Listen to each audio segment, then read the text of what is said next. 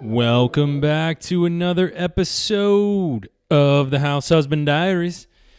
As always, I am your host, Carter C., and today we are talking about the President of the United States job description or resume.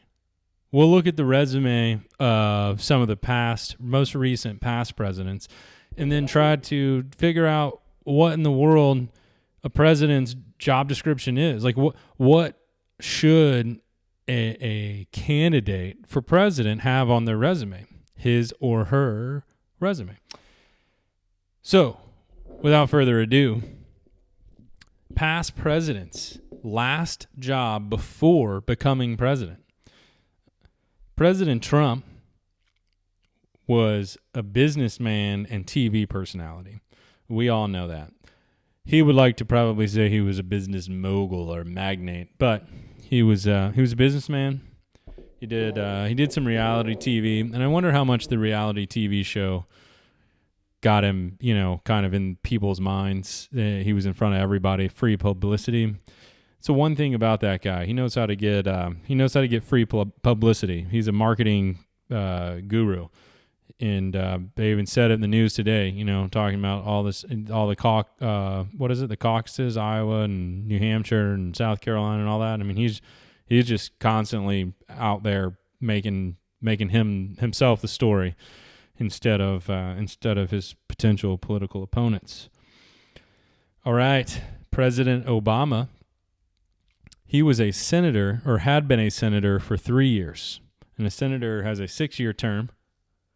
And so he had been a senator for 3 years. W had been the governor of Texas for 5 years. Bill Clinton had been the governor of Arkansas for 9 years. Technically, it was like 11 years or something. He was the governor for a couple years, and then he lost it, I guess. And then he lost an election, and then he got it back, and he had won a bunch or something. I didn't really dig too deeply into it, but he had been governor of Arkansas twice, split by somebody else. H.W. Bush had been the vice president under Reagan for the previous 8 years leading up to his presidency. Ronald Reagan had been the governor of California for the previous 8 years, or for 8 years prior. And then Jimmy Carter had been the governor of Georgia. So if you want to be president of the United States, I suggest you be governor of a state first. 1, 2. Of the last 7 presidents, 4 had been governor in their previous job. Not bad. 1 VP, 1 senator, and 1 businessman. So I went back, actually. This is just kind of an aside, but I went all the way back, and it wasn't until like the 5th, 6th, 7th president, something like that, early presidents, that one had been their prior job or previous job, most recent job had been Secretary of State. I used to think Secretary of State was a pretty high position, and to lead into political higher ups to become a vice president or president. But apparently Secretary of State's not, it hasn't been a real big deal in a long time, like 150, 200 years. So it got me thinking that at this point, you have the incumbent Trump, and then you've got the previous vice president in Biden. You've got Senators Klobuchar, whatever her name is. You've got Biden, not Biden, sorry, I already said that. Sanders, Senator, Warren, Senator, and then you've got Bloomberg as a businessman. But the person that you don't see, or there's for all 45 previous presidents, no one has ever gone from mayor of a town or city to president as their previous job. They might have been a mayor prior in some, job way down the line. But Pete B, I'm going to start calling him Peanut Butter because I just listened to some news and they said his name some other way that I've been mispronouncing it. So I'm just going to go ahead and say Peanut Butter, Mr. PB, is he would be the first president of the United States to go from mayor to president. So if you're looking for firsts, how about that? So then it got me thinking, well, what is the job description? Like what does a president have to do as president, right? So what would be the traits that you would want or that we should want as the American people in the incoming president?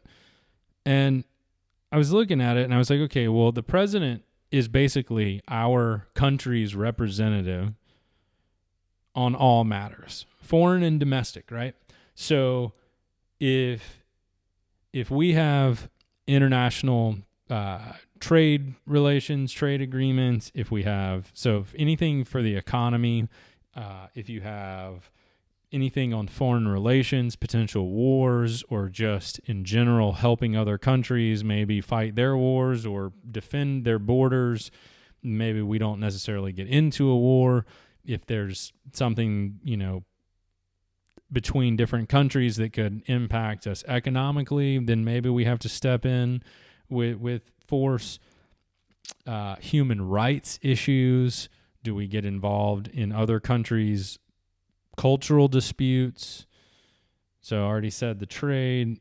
So there's a lot of issues that go on outside the borders of the United States that you don't really, it doesn't matter if you've been in politics or if you've been in business or local politics or international politics, but when you're dealing with these large issues internationally, really, I think what it boils down to for me is that you just have the 330 million people that call themselves Americans and that are Americans. You really have their collective interests at heart. What's best for the United States of America? So if that's in trade deals, that we get good deals. I don't want a president making good deals for the certain group of rich people that stand to profit billions of dollars. I want it to be good for the workers of America, because you have a strong working class, you're going to have a strong upper class, you're going to have strong, GDP, you're going to have all sorts of good comes from that. And I think we're anyway, I'll get to that in another video. So I really want a representative of the country that's going to try to represent the most people, whether it's in a trade dispute, whether it's in some sort of war or human rights situation or defense, whatever those situations are. I really want somebody that's going to beat the drum for America and put America first instead of other countries, or let's help you out. Let's give you all of our tax dollars. Let's give you something. It doesn't make sense to me, and kind of our foreign policy over the last however long. And I'll get into that in another video as well. But I think that's part of the reason why Trump was so successful in 2016 and why he appears to be in the driver's seat for 2020 is because he's really beating that America First drum. Now, people think Make America Great Again is kind of, people that don't agree with Trump and don't like Trump don't really like that slogan, but it resonates with a lot of people who are struggling economically in America. And I think that's something that, when you're looking for a president to represent our nation and us on an international level, you want somebody that's going to put America first in any of those negotiations. I don't know why you would have a president that didn't put America's interests first. And I mean all Americans, not just a few people. But that doesn't even make sense. Why have a country if you're not going to try to make your country, the best and look out for your neighbors and everything? I mean, that's just silly. So then the other thing is, a president simply has to inspire people to follow. And I think what's really interesting is that's sort of been the wave of the last two presidents. So you had these political, these lifelong politicians who had been governors or family had been in power, Bushes, Clintons, what have you. And then really in 2008, you had the Republican John McCain, lifelong politician and war hero, whatever you want to call him. And then you had this guy who nobody really knew about. I mean, it was supposed to be Hillary Clinton versus John McCain in just the titans of career politicians battling it out. And then you had this guy just show up on the scene who really inspired a lot of people, and a lot of people felt like he was a tremendous public speaker, and he was very composed, and so they were enthralled by this guy. And Barack Obama inspired a lot of people and rode that wave to the presidency. And then 8 years later, you've got Hillary back there, and Biden, couldn't hold on as the vice presidential candidate. It was now Hillary Clinton's turn. And then Trump came out of nowhere because there was no good Republican candidate. And so then he rode a wave of being a public speaker, and all the people that don't like Obama don't like the way he was a speaker and didn't like the way he came across, and then vice versa. The people that don't like Trump really don't like the way he speaks and all of his talk. So it's fascinating to kind of watch the political landscape of the United States over the last couple of decades, and have moved from kind of a diehard, I'm a Republican because I'm a Republican, to kind of like, I don't really consider myself a Democrat or a Republican. I sort of kind of look at the lay of the land, and then I make a decision, as I said in a previous video, based off of what candidate I think is going to do the best job on my main issue or two that I think can be addressed during one presidency, or at least make a lot of headway on that. So then I was looking at, okay, well, you need to be able to inspire people to follow, because you have to be able to inspire people to get out and vote. And you have to get like some, 60 million votes or so, 65 million votes. I don't remember what Trump got and what Obama got in the previous one. But then I think what's really interesting is how, once you become president, how do you carry that into actually getting something done? Because you have to be able, as a president, to get elected president is one thing. You have to inspire the populace, right? The population has to get behind you, believe in you, and cast their vote. Get off their butt, go stand in line, and then click a button and give you their vote of confidence to be president of the United States. Once you are inaugurated and you're in office, now it doesn't matter if 75% of Americans voted for you. It matters whether or not you can convince the congressmen and women in the House of Representatives and the senators to agree with you and vote for whatever proposals you put forth.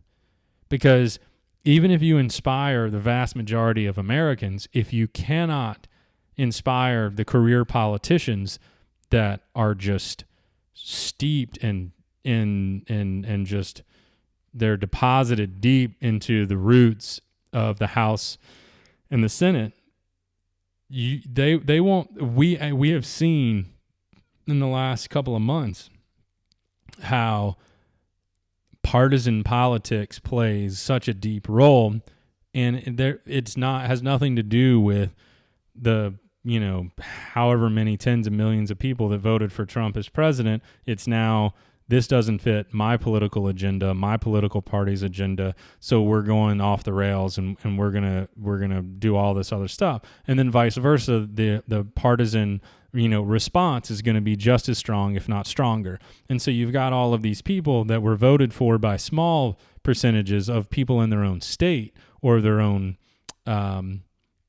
district, making these massive sweeping decisions over a president that was voted for by the entire country, or voted on by the entire country. So really, the president has to be able to inspire the change in the Congress much more than being able to inspire the average American voter. So what skill set is needed to be able to not only inspire but incentivize? Because what we've seen, and I'll get into this in another video, is that our government spending has just grown no matter what president is in office, whether it's a Democrat or a Republican. Taxes have been going up forever. And so it's almost like the government, the career politicians, look at the income tax and the government budget as just a piggy bank for their own fun. And they're going to try to get as much as they can to go back to their constituents to say, see how good I'm doing for you guys, what a great job I'm doing. So vote me in so that I can continue to make $200,000 a year on just the payroll of the United States government. But then I also get free all sorts of things, free flights, free whatever. I get to hobnob with all these rich people because I control purse strings and intelligence and defense budgets and all sorts of things. And so really it's just their own playground, their own piggy bank to say, we'll write you a check from the federal government if you give me something on the back end. So a president has a really hard job to try to convince people to cut spending, to convince people to lower income taxes, because ultimately the more money you have in the pot, in the federal budget, the more people, individual congressmen and women and senators, can go back to their constituents if they can carve out a bigger piece of that pie and say, see, I got more for you, my people. But really what would be best is if they just cut income tax by a lot and cut spending by a lot, and then we just kept our own money because we worked for it. Like I said, that'll be in another video. That'll come up. That'll be a theme, much like my Forrest Fenn themes. That'll be a theme throughout my political videos. So then I thought, well, how much does the president, how much power does the president of the United States truly have if they can win a majority of the votes of the American people, yet cannot move Congress? You don't really have a lot. So even if you had a great president who came in and wanted the best for the vast majority of Americans, how much is that president going to be able to do if certain people still have the pockets in the ear of the establishment and the career politicians that are, just the fabric of the Senate and the House? So really what you need is a large turnover in the House and the Senate and a new president to really see some sort of a difference, or to be able for a president to be able to see if a president can make a difference, right? You would need representatives and senators that agreed with the president in majority and see if they could make sweeping changes. But that's really scary because if you have this known quantity and you go, well, I don't really like it, or it could be better. But then if you put all your eggs in another basket and you say, well, my hope is that it works out, and then it doesn't work out, then you may be worse off than you were if you just kept the status quo. So that's kind of a big situation that we have. I know that has nothing to do with the president's job description. It's just sort of, kind of where we are, in my opinion, in present day politics. Because ultimately Trump makes some of his own decisions and Obama made some of his own decisions, but a lot of it is whether they can get the Congress to do their bidding and agree with them, and that's sort of political suicide right now for you don't see Democrats voting for Republican presidents or along with the Republican held House or Senate. You don't see Democrats crossing the aisle, and then conversely, you don't see a whole lot of Republicans crossing the aisle to vote, but with the Democrats. But one thing you do see is you see more Republicans willing to work with Democrats than you do Democrats willing to vote or work with Republicans. And I think that's dangerous. Okay. So the last two things that I'll say is you need to be a good speaker, obviously, to inspire people. You need to be a good negotiator to try to inspire people, because you're going to have to negotiate with career politicians. It's just part of the deal. You're going to have to vote or negotiate with people who are used to getting their way in whatever situation it is, whether it's because they have their hands in shipping or their hands in, whatever the industries that these politicians have their hands in. They're not going to vote for something if it means hurting their pockets or their family's pockets or their friends' pockets or whatever. It's just not going to happen. So then you go back to, well, does integrity matter? And how much does it matter? Because it's what's interesting is I hear so many people talk about Trump and how much of a jerk he is, and all the things that he said, and things he said about women, and things he said about whoever. And then you look at the words that came out about Mike Bloomberg from the Democrat side, and they're not really carrying that. It doesn't really matter. You look at all the stuff that Hillary Clinton has done and been accused of with the deaths in Benghazi, and just her flippancy. And you just wonder, do people only judge their opponent's integrity, and they don't judge their own integrity or the integrity of people that they agree with? They say, oh, well, their integrity must be better, or their morals must be better. And so that's really kind of a fluid issue, right? And then if somebody agrees with me and they look like they're going to win, I'll sweep some of their morality or integrity issues under the carpet. But if I disagree with them, I'm going to bring those issues up. And I think that's more of something that we have as humans. It's just very fascinating to me that we have that ability to call people to the floor or call people to the carpet when we disagree with them, and then we have an affinity or an ability to just sweep stuff under the rug when we agree with them. So that really says more about our own individual integrity than it does about a candidate's integrity, I think. And then lastly is appearance. I think appearance is huge, and we don't really talk about it much, but, John McCain was very robotic, and I know he had some broken arms in the war and stuff, but he was very robotic. He wasn't engaging, and President Obama was much more engaging, a much, bigger smile. He was a better looking guy than old John McCain. And I think that played a part in it, And then when you look at Hillary was very robotic, and Trump was, for all of his blustering, he was much more engaging than was Hillary Clinton.